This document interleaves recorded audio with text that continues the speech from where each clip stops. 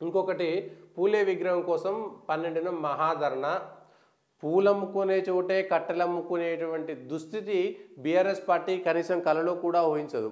ఎందుకంటే తెలంగాణలో ధర్నాలే ఉండకూడదు, తెలంగాణ వచ్చింది ధర్నా చౌక్ ఉండకూడదు, మేము ఎత్తేస్తున్నాం, ప్రజలకు ఇంకేం సమస్యలు ఉండవు, రామరాజ్యం తర్వాత కేసీఆర్ రాజ్యాన్నే ప్రజలంతా కూడా చరిత్రలో చూస్తారు అనేటువంటి విధంగా కేసీఆర్ మాట్లాడారు.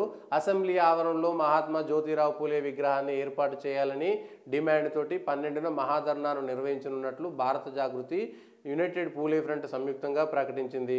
10 సంవత్సరాలు అధికారంలో ఉన్నప్పుడు గుర్తుకు రాలేదు. అదొకే మళ్ళా పూలే అనేటువంటి విషయం.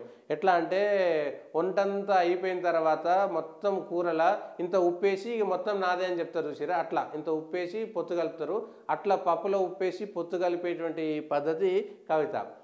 ఆమె మీద కేసు అయింది. ఆమె మీద కేసు అయినప్పుడు ఢిల్లీకి సంబంధించినటువంటి మద్యం కుంభకోణంలో ఆమె అరెస్ట్ అవుతుంది, జైలుకి పోతుంది అని చర్చ జరుగుతున్నటువంటి సందర్భంలో ఇక లేదు మేము మహిళల కోసం పోరాటం చేస్తున్నాం, మేము మహిళా రిజర్వేషన్ కోసం పోరాటం చేస్తున్నాం, అందుకోసమే మా మీద కేసులు పెట్టిరు, లేకపోతే మాకు ఏం సంబంధమే లేదు, అసలు మేము ఢిల్లీకి ఒక్కసారి కూడా పోలేదు, మద్యం కుంభకోణంతో సంబంధం లేదనగా అప్పుడు మాట్లాడారు. మేము మహిళల కోసం ధర్నా చేస్తున్నాం, ఢిల్లీకి పోయారు. మా వల్లనే మహిళ ఏదో ఉంటుంది చూసిరా, ఎడ్లబండి మీద గడ్డాం పోతుంటే ఇట్లా గడ్డి తోలుతున్నట్టు దాంట్లో దాని కింద కుక్క పోతుంటుంది నీడకు నడుచుకుంటా. ఆ కుక్క ఏమనుకుంటుంది అంటే అరే ఈ గడ్డిని లేకపోతే ఈ ఎడ్లు మోస్తాయేమో కదా, ఈ బండి నడుస్తుందా నడవదా అన్నట్టుగా ఇవి టీఆర్ఎస్కి సంబంధించినటువంటి నాయకులు. అప్పుడు మహిళా రిజర్వేషన్ కోసం నేను పోరాటం చేస్తే నరేంద్ర మోడీ గజ గజ గజ గజ వణికిపోయి మహిళా రిజర్వేషన్ ఇచ్చాడు అనేటువంటి విధంగా బిల్డప్ ఇచ్చారు.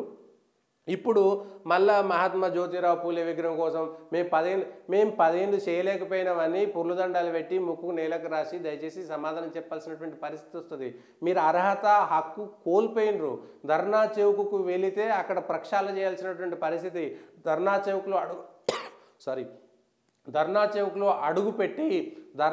అడుగుపెట్టి తెలంగాణ ప్రజలారా మమ్మల్ని క్షమించండి, మేము ధర్నా చౌక్ ఉండొద్దన్నాం, కానీ మేము ధర్నా చౌక్ వచ్చినాం కాబట్టి మమ్మల్ని క్షమించండి అనేటువంటి విషయాన్ని స్పష్టంగా చెప్పాల్సినటువంటి పరిస్థితి మాత్రం ఉన్నది. ఎందుకంటే ధర్నా చౌక్ మీకు సంబంధమే లేదు, ధర్నాకు సంబంధించినటువంటి దాంట్లో మీరెవ్వరు కూడా కూర్చునేటువంటి పరిస్థితి ఉండకూడదు అని మీరు చెప్పుకున్నారు. సో అయితే మేము అధికారంలో ఉన్నాం కాబట్టి ధర్నాలు అక్కర్లేదు, మేము ప్రజా పాలన చేసినాం, వీళ్ళు ప్రజాపాలన చేయలేదు అనేటువంటి అంశాన్ని తీసుకొచ్చేటువంటి ప్రయత్నము చేస్తున్నారు. కానీ మీకు ధర్నా చేసేటువంటి నైతిక అర్హత కూడా కోల్పోయారనేటువంటి విషయాన్ని గమనించాలి దయచేసి. సో దయచేసి ముందు మీరు క్షమాపణ చెప్పండి. దానికి క్షమాపణ చెప్పకపోతే మాత్రం మీరు ఖచ్చితంగా తప్పు చేసినటువంటి వాళ్ళే అవుతారు అనేటువంటిది చూడాలి. ఇది ఈ రోజునటువంటి